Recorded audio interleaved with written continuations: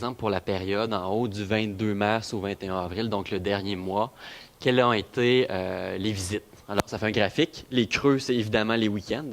Hein, il n'y a pas beaucoup de gens qui étudient la fin de semaine, ni non plus les gens des services administratifs. Pardon. Donc, de là vient la courbe comme ça. Un autre site web qui est plutôt récréatif, ben, ce serait le contraire comme courbe.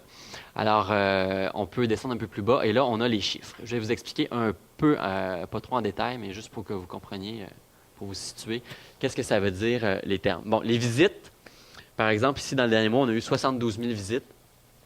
C'est vraiment, chaque fois qu'un internaute, la même personne qui revient 15 fois, ça va compter pour des visites. Donc, c'est de là vient le 72 000. Et c'est pour ça que le nombre de visiteurs actifs qu'on va voir en bas est plus bas. Donc, j'ai eu 23 000 personnes qui ont visité le site web, mais comme les gens visitent plus qu'une fois, ça donne 72 000 visites. Ensuite, les pages vues, bien là, il additionne toutes les pages vues. Évidemment, un internaute va regarder le plus souvent plus qu'une page. Donc, dans le dernier mois, 212 000 pages vues, ce qui fait une moyenne d'à peu près 3 pages par visite par internaute.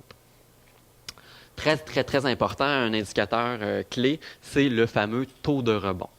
Le rebond, c'est quand l'internaute, par exemple, qui arrive de Google, a tapé un terme, formation à distance, par exemple.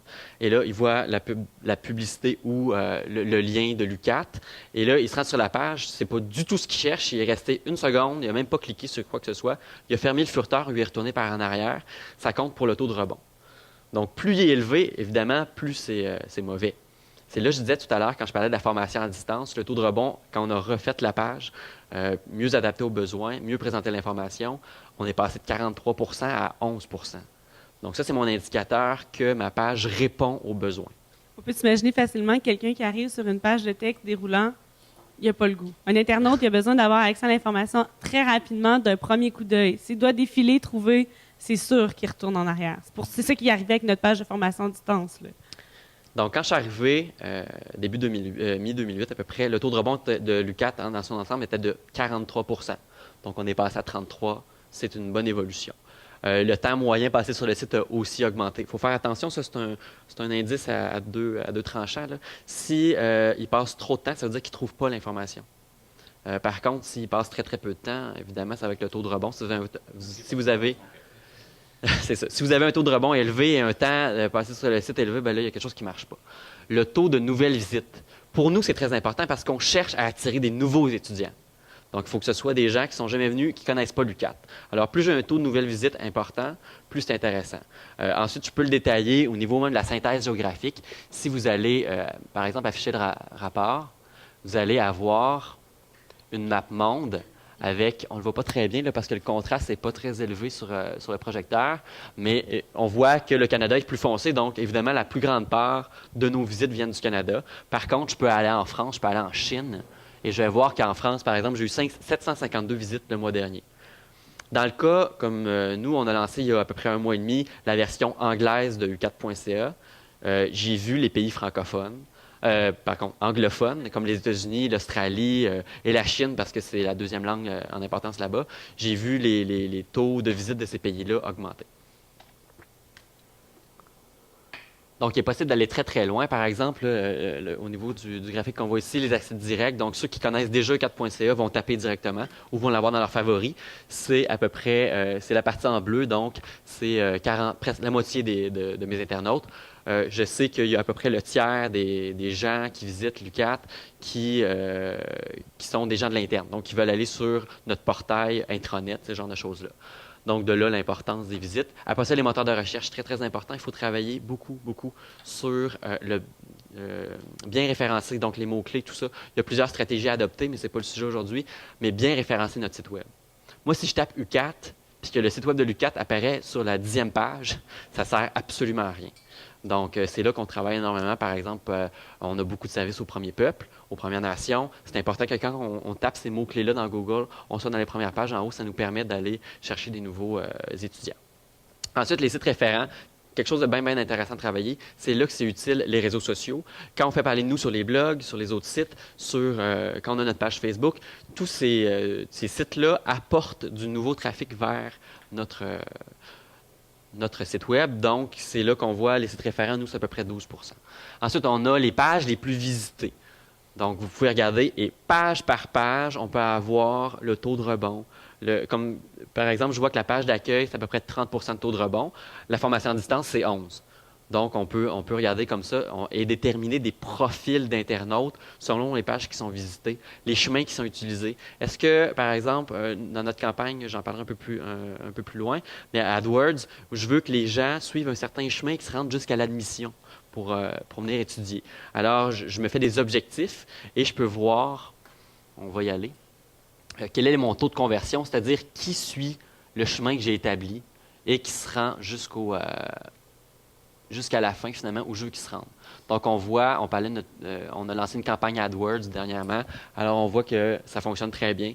Les chiffres sont en hausse. Les gens viennent sur la page d'accueil de la formation à distance et vont jusqu'à l'admission pour les cours en gestion. Et ça me permet, évidemment, d'évaluer mes campagnes.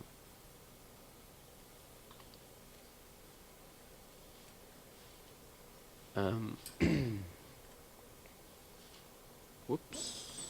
Pardonnez-moi.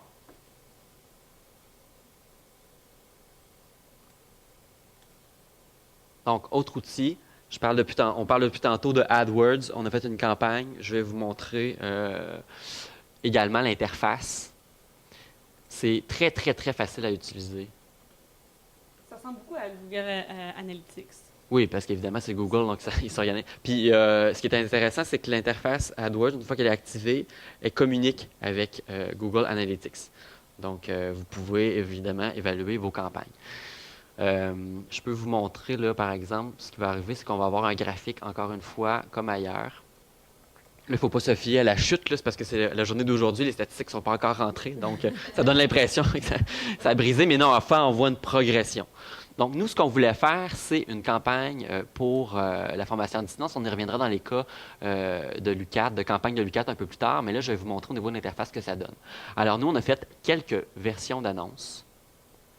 Par exemple, quand les gens tapent cours ou cours à distance, c'est notre publicité cours à distance qui apparaît.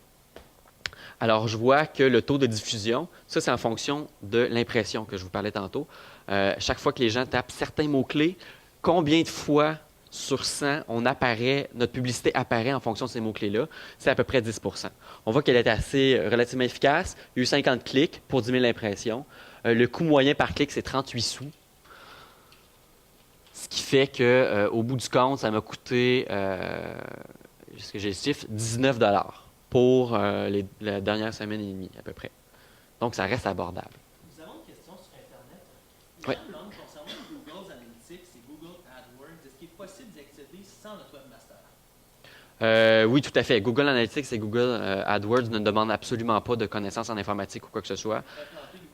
Pour implanter, vous en avez besoin, mais c'est à la limite, là, si vous avez une base très, très faible, je dirais. Là. Si vous êtes capable d'écrire un courriel, à la limite, vous seriez capable d'intégrer les codes qu'il faut. Ça ne demande vraiment pas des connaissances. C'est très, très, très simple. Si vous demandez à votre webmaster, ça va lui prendre 15 secondes. C'est vraiment super facile. C'est fait pour être accessible. Google AdWords n'a pas besoin d'être intégré. Il faut posséder un compte, finalement, à Google Analytics. Et c'est le code qui nous est attribué pour Google Analytics, pour nos statistiques de site web, qui va être rattaché à notre compte AdWords. Et c'est comme ça qu'on va pouvoir faire le lien. Mais encore là, AdWords, si vous n'avez pas Google Analytics, ça peut très bien fonctionner. On va vous facturer, tout simplement. Vous allez pouvoir voir l'efficacité de vos mots-clés. Mais c'est sûr que vous ne pourrez pas avoir les statistiques d'efficacité selon vos pages. Il y a des frais pour Google Analytics? Google Analytics est parfaitement gratuit.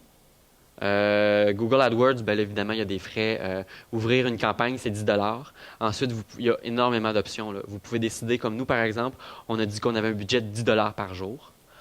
Donc, ça ne peut jamais dépasser ça. Puis, on a mis les enchères de façon automatique. Parce que sur Google, la clé du succès, là, c'est les mots-clés. Par exemple, nous, on fait de la formation à distance. Donc, les mots qu'on a utilisés, c'est pour les cours en gestion. Donc, comptabilité, administration, formation à distance, cours à distance, ce genre de trucs-là. On a essayé, par exemple, comme nos cours sont offerts sur DVD, on a essayé d'intégrer le mot DVD. Donc, si je vais dans mes mots-clés ici, On voit tous mes mots-clés, leur